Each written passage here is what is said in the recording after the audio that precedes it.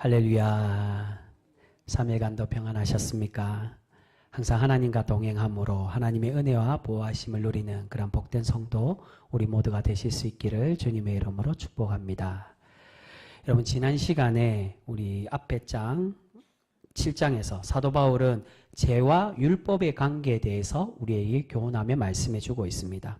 하나님께서 내려주신 율법은 결코 나쁜 것이 아닌데, 그런데 어떻게 되었다는 겁니까? 그 죄와 율법의 관계에서 우리의 육신 안에 있는 죄악들이, 그 죄들이 율법을 끌어들여서 율법되지 못하도록 율법을 사용해서 힘을 쓰지 못하게 하여 도리어 사망에 이르게 한다라고 그렇게 말씀하고 있습니다. 그러니까 우리가 율법으로 살아가려고 노력하고 율법으로 살아갈 수 있지만은, 그러나 우리가 율법으로 살아가 그렇게 하면 우리 속에 도리어 반대작용이 일어나서 선악과를 먹지 말라고 하니까 저거 먹으면 더 좋은 거 아니야 라고, 그렇게 우리의 죄악이 율법되게 하지 못하고 율법을 악용해서 그렇게 사용한다는 겁니다.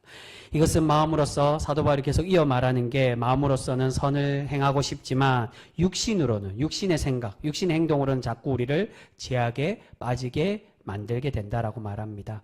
이러한 자신의 죄악의 상태를 말하며 바울은 그래서 결론적으로 어떻게 이야기합니까? 자신은 공고한 사람이라고. 즉, 이렇게 죄에서 벗어날 수 없는, 자신은 육의 사람이 아닌 속사람은, 자신의 속사람은 정말 주님의 말씀을 따르고 율법을 따라 선한 행동을 하며 살아가고 싶지만, 육신의 행동, 육에 속하는 다른 생각이 자꾸 죄짓게 하기 때문에 나 스스로도 어떻게 할 수 없는 이 죄의 본성 때문에 내가 참 공고한 사람, 비참한 사람이라고 그렇게 한탄하며 우리 7장을 마무리하고 있습니다. 그 말씀이 오늘 본문에도 동일하게 그렇게 말씀합니다.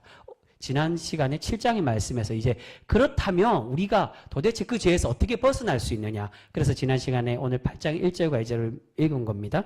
어떻게 벗어날 수 있느냐에 대한 이야기가 오늘 8장인데, 지난 시간에 7장에 대한 이야기를 3절에서도 동일하게 이야기합니다. 우리 3절 말씀 같이 읽겠습니다. 3절입니다. 같이 읽습니다. 시작. 율법이 육신으로 말미암아 연약하여 할 수 없는 그것을 하나님은 하시나니 곧 죄로 말미암아 자기 아들을 죄 있는 육신의 모양으로 보내어 육신의 죄를 정하사. 네. 초반에 육신으로 인해 율법이 연약해져서 옳은 일을 할 수 없도록 그렇게 만든다는 겁니다. 좀 전에 말씀드린 7장의 핵심의 내용이 이 3절에서 설명합니다. 육신 때문에 율법이 그렇게 하라고 말하는 게 아닌데, 육신이 자꾸 율법을 연약하게 만들고 자꾸 율법되게 못하게 해서 옳은 길을 행하지 못하게 한다는 겁니다. 그런데 그렇기에 오늘 8장에서는 이러한 비참한 자신의 상태에서 구원하여 주시고 자신을 옳은 길로 인도하는 분이 누구시라고 말씀합니까? 바로 생명의 법. 그 생명의 법으로 인도하고 구원하시는 참된 하나님 성령님으로 우리가 가능하다라고 그렇게 말씀합니다. 그래서 3절에도 그 이야기의 기틀을 이야기합니다. 3절 보시면 육신으로 말미암아 연약할 수 없는 그것을 무엇으로 하신다고요? 하나님은 하시나니. 하나님께서. 그러니까 이게 뒤에 이어서 나오는 예수님의 죽으심과 그 육신에 대한 이야기가 하나님의 영, 예수 그리스도의 영이 바로 성령이 우리를 그렇게 하나님의 구원받는 존재로 만들어 가신다는 겁니다. 그 핵심의 말씀이 오늘 우리 지난 시간에도 읽은 8장 1절과 2절 말씀입니다. 우리 1절, 2절 다시 한번 더 같이 한번 읽어보겠습니다. 1절, 2절 같이 읽습니다. 시작. 그러므로 이제 그리스도 예수 안에 있는 자에게는 결코 정죄함이 없나니 이는 그리스도 예수 안에 있는 생명의 성령의 법이 죄와 사망의 법에서 너를 해방하였음이라. 아멘. 여러분, 바울은 계속 자신의 속사람은 하나님의 법을 행하고 싶어 한다라고 말합니다. 하지만 무엇이 문제라는 겁니까? 또 다른 육신의 생각, 죄의 본성이 자꾸 죄를 따라가게끔 그렇게 만들고 있다는 겁니다. 그런데 이것을 이기는 방법이 조금 전에 읽은 1절과 2절에 무엇으로 가능하다고요? 오직 생명의 법. 우리를 죽음에서 살리시는 하나님의 영, 또는 오늘 말씀 보면 계속 그 말씀을 합니다. 같은 걸 말합니다. 하나님의 영이며 또한 그리스도의 영. 이게 그리스도의 영으로 바뀌는 이유가 있습니다. 그리스도의 영인, 즉 하나님의 영, 그리스도의 영이 무엇을 말합니까? 성령으로 우리가 사망의 법에서 해방되어진다, 구원함을 얻는다라고 말씀합니다. 여러분, 이것은 기본적으로 나의 노력과 나의 인격으로는 도저히 할 수 없고, 우리의 본성이 계속 죄를 쫓아 살아가기 때문에 오직 성령의 인도함만이 우리가 온전해지고 구원받는 존재가 될 수 있음을 말씀하고 있습니다. 사도 바울이 7장 계속 그것을 이야기하죠. 내가 노력을 아무리 해도 나의 제 본성 때문에 하나님의 선함이 무엇인 줄 알고 그걸 따라가려고 하지만 제 본성이 자꾸 율법을 반대로 이용하게 하고 작용하게 하고 나의 육신의 그 생각이 자꾸 죄를 짓게 한다고. 나도 어쩔 수 없는 사람이라고. 나도 사도고 그러한 너희들에게 스승이라고 하는 바울이지만 나 또한 그런 공고한 사람, 비참한 그러한 사람이라고 그렇게 말합니다.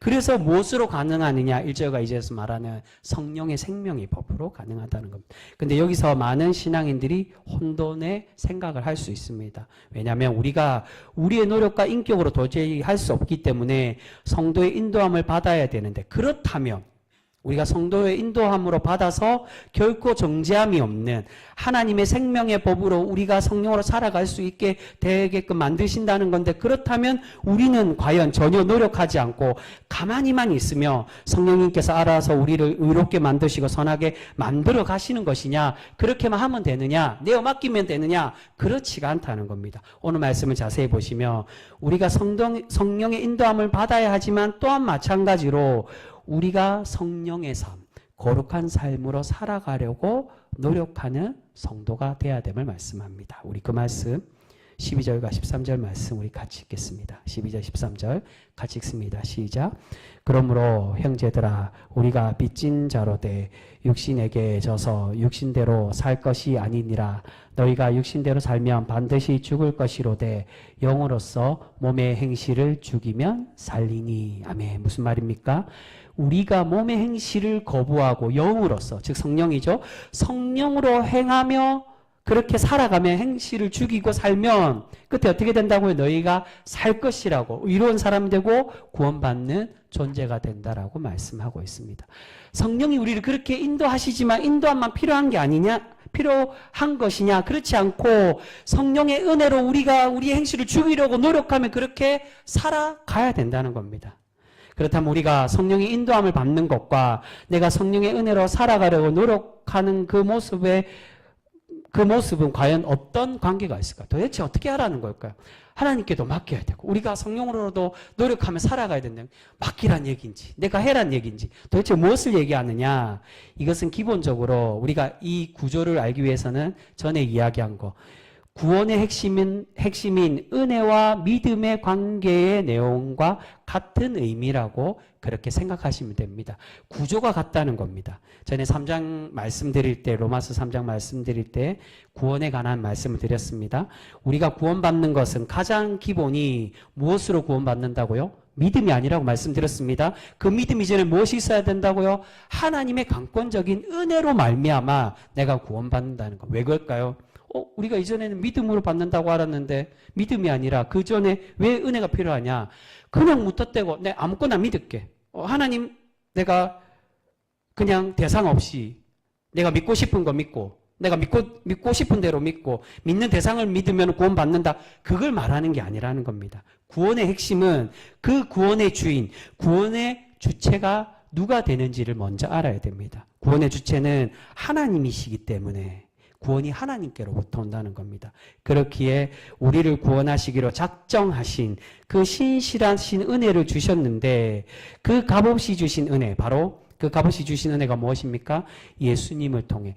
이 전에 제가 1장 16절과 17절의 말씀을 할 때 이게 구약에서부터 오래된 그 하나님의 작정과 계획에 대한 말씀 길게 설명을 드렸습니다.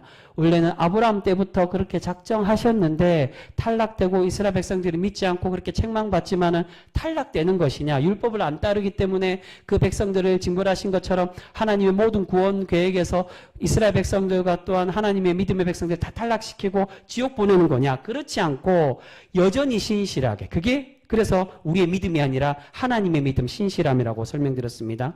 하나님의 신실하심으로 끝까지 인내하시고 참으셔서 그 복음의 확정적인, 그래서 이것을 은혜라고 합니다. 하나님의 그 신실하신 복음의 은혜로, 즉 예수님을 죽게 하시고 부활하시게 하셔서 그 은혜를 우리가 믿음으로 구원받을 수 있도록 그렇게 베풀어 주셨다는 겁니다.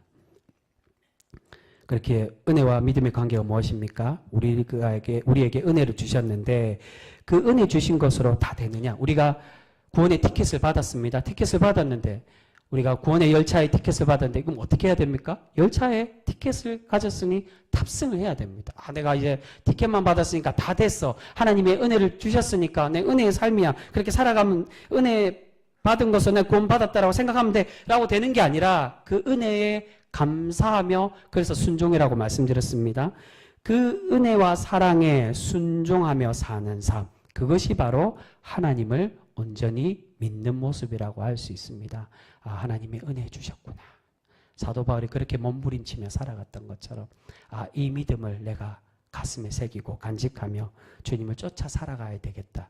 그렇게 결단하며 살아가는 은혜의 삶, 그 은혜를 믿으며 살아가는 그 모습에 하나님이 의롭다라고 칭하여 주신다는 겁니다. 오늘 성령의 인도함과 성령의 삶으로 살아가는 게 마찬가지라고 그렇게 이야기할 수 있습니다. 성령의 인도하심과 성령으로 살아가는 것은 우리는 도저히 죄에서 벗어날 수 없는 그러한 존재들입니다. 그렇기에 성령의 강권적인 역사하심과 인도하심이 필요합니다. 이 역사하심으로 우리는 우리와 하나님과의 관계를 끊을 수 없는 관계로, 그래서 1절에 그것을 말하죠. 결코 정죄함이 없나니. 성령의 은혜로 그 생명의 법으로 이제는 끊을 수 없게끔 그렇게 만들었다는 겁니다. 하지만 은혜 주셨다고 그 인도함으로 받았다고 우리가 그렇게 다 된 것이냐, 우리를 그렇게 온전히 이끌어 가시는 것이냐, 우리가 가만히 있는다고 되는 것이 아니라 우리가 잘못하면 가만히 있으면 되라고 생각하면 우리가 무엇이 되는 겁니까?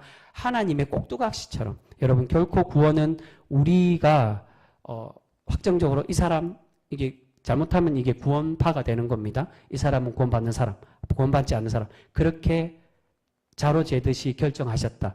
이게 그렇게 되는 게 아니라는 겁니다. 꼭두각시로 우리를 만든 게 아니라 자유의지를 주셔서 모든 만민들이 다 구원받을 수 있도록 기회를 주시고 은혜를 주셨지만 우리에게 무엇에 순종이 필요하다고요? 믿음의 순종이 필요하다는 겁니다. 그와 마찬가지로 성령의 인도함을 받지만 그 인도하심을 우리가 인정하고 우리가 이제는 순종의 삶으로 결단하여 거룩한 삶으로 살아가고자 성령과 함께 동행하며 그렇게 우리가 살아가는 사람이 될 때 우리를 구원의 백성으로 의로운 사람, 하나님의 칭찬받는 성령의 사람으로 삼으신다라고 말씀하고 있습니다. 계속 내 안에 계시는 성령님이 주인 되도록 몸부림치고 성령의 삶으로 살아가려고 노력해야만 하는 것입니다. 그래서 바울은 이 두 가지를 오늘 말씀에 계속 설명하고 있는 것입니다. 오늘 11절까지 보시면 계속 그 내용이 두 가지를 다 이야기합니다. 9절은 인도함을 받아야 된다. 그 말씀을 하는 거고요. 그리고 좀 전에 우리 함께 읽은 3절 말씀도 우리가 4절 말씀이 우리가 그렇게 성령님의 은혜로 결단하고 육신의 것을 끊어내야 된다. 노력하며 살아가는 삶을 계속 바울은 이 두 가지를 이야기합니다. 이제 우리가 생명의 성령의 법으로 정죄함을 받지 않지만 여전히 성령으로 몸의 행실을 죽이며 살아가야만 되는 줄 믿습니다. 여러분, 그렇다면 왜 성령의 인도함을 받고 성령으로 사는 이 법이 왜 생명의 법이 되는 것일까요?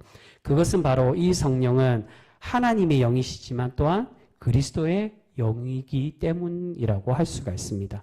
여기서 그리스도의 영이라는 건 하나님께서 예수님을 통해 제사함을 주시고 부활하게 하신 부활의 영이 되심을 우리에게 말씀하고 있습니다. 그래서 그리스도의 영이라는 겁니다. 그 말씀 우리 11절 말씀 같이 읽겠습니다.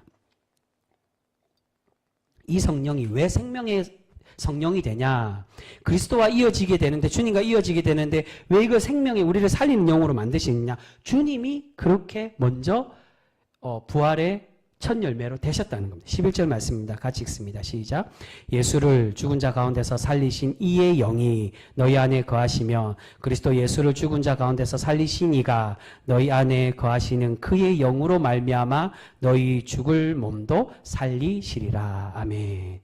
앞에서 계속 예수님의 죽으심과 부활이 우리를 죄에서 자유하게 하고 죄의 종노릇이 아니라 이제는 주님의 종노릇, 자유의 종노릇하게 한다라고 말씀하고 있습니다. 그게 이전에 5장, 6장까지의 말씀이었습니다. 그 이유가 바로 오늘 이 말씀입니다. 사실은 이 주님의 부활의 영에 대한 건 이전에도 계속 나왔는데 오늘 이제 핵심적으로 나오는 겁니다. 바로 예수님을 죽음 가운데 살리신 성령께서 예수님을 부활하게 하신 것처럼 우리에게도 성령으로 살아가게 하셔서 부활의 성도, 새로워지고 하나님의 거듭난 구원의 백성으로 그렇게 만들어 가고 계신다는 것입니다. 그래서 성령님을 통해 주님을 믿지만 주님을 믿게 하고 인정하게 하고 우리가 성령의 인도함을 받게 하여 생명의 성령의 법으로 다시금 살게 하는 새로운 사람, 구원의 백성으로 거듭나게 하는 사람으로 만들어간다는 것입니다. 그래서 이 성령의 법이 생명의 법이라고 말씀하는데 여러분 부활은 기본적으로 예수님께서 다시 살아나셨듯 우리 또한 육의 부활, 예수님의 재림하실 때 새로운 몸을 입고 부활하는 것을 의미하고 있습니다. 이것이 완성된 부활입니다. 계시록에 말씀하는 게 바로 그걸 말합니다.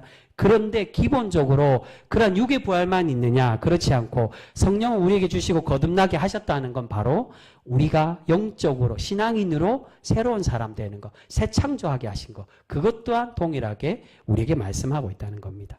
즉 새 창조의 하나님이시기 때문에 우리가 주님을 영접하고 의로운 존재가 되므로 성령을 통해 새로운 사람, 죽음에서 구원받는 존재가 될 수 있다는 것입니다. 그래서 성령으로 거듭난다라고 다시 태어나야 된다라고 우리에게 말씀하고 있는 것입니다. 여러분 그렇게 우리는 새 생명을 주시는 이 성령의 인도하심을 받고 우리 오늘 사도 바울이 우리에게 권면하며 강조하는 것처럼 날마다 새로워지고 거듭난 삶으로 살아가기 위해서 날마다 구별되며 노력하는 그러한 성도 되어져야 될 줄 믿습니다. 그런데 오늘 사도 바울은 이렇게 성령을 통해서 새로워지는 성도의 신분이 예수님과 같이 아들이 되는 신분이라고 그렇게 말씀하고 있습니다. 우리를 그렇게 주님을 통하여 주님이 새 생명을 얻으며 그렇게 부활하게 하신 것처럼 우리도 그렇게 했다는 건 하나님의 아들, 하나님의 그런 천국의 동일한 자녀로 우리를 삼으신 것. 그래서 우리를 자녀라고 하는 겁니다. 동일한 신분을 주셨다는 겁니다. 우리 14절과 15절 말씀 같이 읽습니다. 14절, 15절 같이 읽습니다. 시작. 무릇 하나님의 영으로 인도함을 받는 사람은 곧 하나님의 아들이라. 너희는 다시 무서워하는 종의 영을 받지 아니하고 양자의 영을 받았으므로 우리가 아빠 아버지라고 부르짖느니라. 아멘.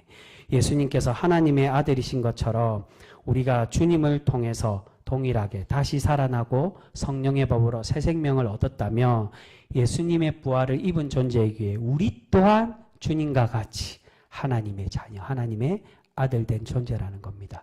근데 여기서 중요한 것은 왜 이 자녀에 대한 이야기를 갑자기 하시느냐? 우리에게 거룩한 은혜를 주시기 위해서 그것도 있지만은 사실은 상속자에 대한 이야기를 하고자 하시는 겁니다. 이어서 나오는 말이 이제 상속자에 대한 이야기입니다. 상속자가 되는 것, 즉 유산을 물려받는 사람이 되는 것인데 아들이 된다는 건 이렇게 진정한 상속자가 되기 위해서는 우리가 무엇까지 물려받아야 된다고요? 예수님이 하나님의 참 아들이시기 때문에 예수님의 모든 영광을 물려받아야 된다. 그 모든 영광이란 과연 뭐냐? 부활의 영광의 그 영광만 상속받는 것이 아닌 그 부활 이전에 무엇이 있다고요? 고통받고 고난받는 그 고통 또한 이기고 영광을 누린 것처럼 우리 또한 지금에 겪는 고난과 핍박을 감내하고 또한 마지막에 영광을 누리는 동일한 그러한 상속자가 되어야 됨을 우리에게 말씀해 주고 있는 것입니다. 우리 그 말씀 보겠습니다. 우리 17절까지 읽었지만 17절 18절 말씀 우리 같이 읽겠습니다. 17절 18절 같이 읽습니다. 시작. 자녀이면 또한 상속자 곧 하나님의 상속자요 그리스도와 함께한 상속자니 우리가 그와 함께 영광을 받기 위하여 고난도 함께 받아야 할 것이니라. 생각하건대 현재 고난은 장차 우리에게 나타날 영광과 비교할 수 없도다. 아멘. 여러분 바울이 갑자기 성령의 인도하심과 성령의 삶을 강조하다가 고난에 대한 말씀으로 권면을 합니다. 근데 이 고난에 대한 권면은 이 권면하는 이유가 당시에 지금 로마 교회 이 권면의 서신을 보내고 있는 로마 교회의 상황에 관련해서 그렇게 말씀하고 있는 것입니다. 우리 1장 할 때 잠깐 그렇게 말씀드렸지만 당시에 로마는 추방당한 유대인들이 겨우 추방령이 풀어서 다시금 돌아온 그러한 상황에 있었습니다. 이 두 이제 기독교 유대인들과 이방의 유대인들이 분쟁 속에서 그들을 화해시키기 위해 지금 이 편지를 쓰는 겁니다. 다른 목적도 있지만 내가 스페인으로 가기 위해 선교의 후원을 받기 위해 그러한 것도 있지만 그러나 그들에게 먼저 이 권면의 말씀을 주는 겁니다. 근데 다시 돌아오 보니 그 유대인들이 돌아오 보니 교회의 주류는 이방의 성도들이 되어 있고 이제 겨우 돌아왔기 때문에 경제적인 차이, 빈부격차도 계속 자신의 삶의 터전을 다 잃고 외국에 나갔다가 다시 돌아왔는데 그 터전이 남아 있었겠습니까? 없었다는 겁니다. 교회에 들어와 보니까 자신들이 주류라고 이방의 성도들이 자신이 주류라고 그렇게 행동하며 또한 유대인들과 계속 다툼이 일어나게 됩니다. 그렇게 빈부의 격차와 기득권의 다툼 속에 또한 아직 본격적으로 시작되진 않지만 그러한 본격적인 극심한 탄압은 없지만 여전히 로마의 반대에 직면하고 있는 그러한 고통 속에 있는 교회의 모습, 상황이 있었다는 겁니다. 그래서 전에 그 말씀 잠깐 드렸죠. 10장에 가면 어떤 말씀이 나옵니까? 마음으로 믿고 입술로 시인하면 구원받는다는 말이 바로 이 로마 교회의 상황에서 얘기하는 겁니다. 우리가 생각하는 것처럼 마음으로 믿고 우리가 찬양하며 예배할 때 고백하는 그렇게 살아가는 것, 그러면 구원받는다. 그걸 말하는 게 아니라 여기서 입으로 신하라는 거, 주님의 백성됨을 두려워하지 말고 우리의 삶을 걸고 목숨을 걸어 주님의 그리스도의 자녀임을 증거하며 살아가라는 거, 그것을 말하는 겁니다. 로마의 사람들이 믿지 않는 우상 숭배하는 황제를 숭배하는 그 사람들이 그리스도를 믿는 예수님을 믿는 저 사람들 피를 먹는 사람들이야. 사람의 몸을 먹고 자신들이 믿는 신의 몸을 먹고 피를 먹는 사람들이래라고 그렇게 조롱하고 미련한 것이라고 십자가의 도가 미련한 것이라고 그렇게 이야기해도 그것에 두려워하지 않고 굴하지 않고 핍박과 그런 고난이 있어도 내가 주님을 믿는다라고 입술로 고백하는 삶, 그 삶으로 살아가는 10장의 말씀이 바로 그걸 이야기합니다. 그런 고난이 있는 상황에 이런 여러 가지 어려움과 고난 속에 사도 바울은 주님을 증거하고 또한 복음으로 살아가는 그런 하나님의 자녀로서 당연히 감내하고 이겨가야 될 상속자의 모습이 필요하다라고 말씀합니다. 이것을 이겨낼 때 결국 그 최후에는 성령이 우리를 통해 만들어 가시는 그 하나님의 영광을 누리는 그런 존재가 될 수 있다라고 우리에게 약속해 주고 계십니다. 여러분, 때로는 신앙인들이 우리가 이 땅 현재를 살아가는 우리 신앙인들도 우리가 보통 그렇게 많이 오해하고 생각합니다. 하나님을 잘 믿으면 또한 성령 충만하면 전혀 고통이 없고 하나님의 평안만이 있을 것이라고 생각들을 많이 합니다. 하지만 성경은 우리에게 결코 그렇게 말씀하시지 않습니다. 우리가 주님의 구원의 백성이 되고 하나님의 진정한 구원의 자녀가 되는 것은 부활만 있는 것이 아니라 그 부활 이전에 무엇이 있다고요? 주님의 십자가를 함께 동참하고 지고 가야 되며 성도의 삶에서 겪는 고난도 감내하며 이겨나갈 때 조금 전에 우리가 함께 읽은 그 17절 말씀 하나님의 참 생명의 삶, 부활의 성도, 하나님의 그 부활의 영광을 누리는 백성이 될 수 있다라고 우리에게 말씀해 주고 있습니다. 그래서 예수님도 동일하게 말씀합니다. 팔복에서 의를 위하여 박해받는 사람은 복이 있다라고 우리에게 약속해 주십니다. 근데 여러분, 오늘 말씀에서 우리가 당연히 하나님의 구원의 상속자로 고난을 감내해야 되지만 이 고난에서 우리가 그 고난받고 어려움을 겪을 때 우리가 스스로 고난받아야 되냐? 앞에 말씀이 그게 아니죠? 성령의 인도하심이 있다고. 우리가 이어서 말씀하는 게 우리가 그렇게 고난받을 때 내버려 두시지 않으시고 어떻게 한다고요? 우리를 지키시고 우리를 위해 함께 기도하시는 성령의 은혜를 너희가 받게 된다라고 우리에게 말씀합니다. 우리 그 말씀 보겠습니다. 오늘 본문은 아니지만 26절 말씀. 우리 유명한 말씀이죠. 26절 말씀 같이 읽습니다. 시작. 이와 같이 성령도 우리의 연약함을 도우시나니 우리는 마땅히 기도할 바를 알지 못하나 오직 성령이 말할 수 없는 탄식으로 우리를 위하여 친히 간구하시느니라. 아멘. 우리가 고난과 연약함 속에 있을 때 또한 기도하기 어려운 그러한 상황에 놓여 있을지라도 성령님은 우리를 위해서 우리가 성령을 의지하고 살아가야 되지만 먼저 친히 성령님이 우리를 의롭게 인도하시기 위해 하나님께 탄식하시면서까지 우리를 위해 기도해 주시는 줄 믿습니다. 여러분, 그것은 성령님은 우리를 하나님의 선하고 아름다운 백성, 하나님의 복된 자녀로 세워질 수 있도록 우리를 인도하시고 주관하시는 분이 되어주시기 때문인 줄 믿습니다. 오늘 사도 바울은 우리가 생명의 법인 성령으로 살아갈 때 결코 정죄함이 없다라고 그렇게 약속해 주십니다. 이 말씀은 오늘 본문 마지막에 다시 한 번 더 강력하게 반복하며 그렇게 위로하며 우리에게 증가하면서 그렇게 오늘 우리 8장의 말씀을 마무리하고 있습니다. 우리 마지막으로 그 말씀 보겠습니다. 제일 끝에 말씀 38절과 39절 말씀입니다. 사실은 오늘 후반부가 계속 똑같은 얘기를 하는 겁니다. 제일 끝에 부분에 30절부터 계속 그 말씀, 너희가 주님의 그 1절이 이게 사실은 이 마지막에 반복되는 겁니다. 사랑에서 끊을 수, 결코 정죄함이 없다. 주님의 사랑에서 끊을 수 없는 자들이다. 성령님이 함께 하시기 때문에 그 말씀을 하고 있습니다. 우리 38절과 39절 말씀 우리 같이 읽겠습니다. 시작. 내가 확신하노니 사망이나 생명이나 천사들이나 권세자들이나 현재일이나 장래일이나 능력이나 높음이나 깊음이나 다른 어떤 피조물이라도 우리 그리스도 예수 안에 있는 하나님의 사랑에서 끊을 수 없으리라. 할렐루야. 여러분 다시 결론을 전체를 아우르며 말씀합니다. 사망이 있고 빈부의 격차로 다툼이 있고 로마의 권력에 핍박을 받아도 이제는 우리는 결코 하나님의 자녀라고 택하여 주신 하나님의 사랑에 끊을 수 없다라고 확증하며 약속해 주고 계십니다. 그것은 우리가 이제 성령 안에 거하여서 성령의 사람으로 살아가기 때문인 줄 믿습니다. 사랑하는 성도 여러분, 우리 주님은 우리에게 성령님이 역사하게 하셔서 우리가 참 구원의 백성으로 살아갈 수 있도록 그 백성의 모습으로 하나님의 자녀, 구원의 상속자로 살아갈 수 있도록 우리를 그렇게 만들어 주시는 줄 믿습니다. 하지만 이것은 우리가 단순히 맡기기만 하면 되는 것이 아니라 우리 또한 결단하고 이 성령의 은혜와 성령의 인도하심에 순종하여서 육신의 정욕을 끊어내며 살아가려고 그렇게 노력하며 헌신해야 됨을 우리에게 말씀하고 있습니다. 여러분 우리가 그렇게 주님의 은혜 주실 것을 감사하며 성령으로 이끌어 가실 것을 우리가 내어 맡기고 순종하며 살아갈 때 하나님께서 우리를 기뻐 받으시고 날마다 하나님의 거룩한 성도의 삶, 성령의 삶으로 우리를 세워가 주실 줄 믿습니다.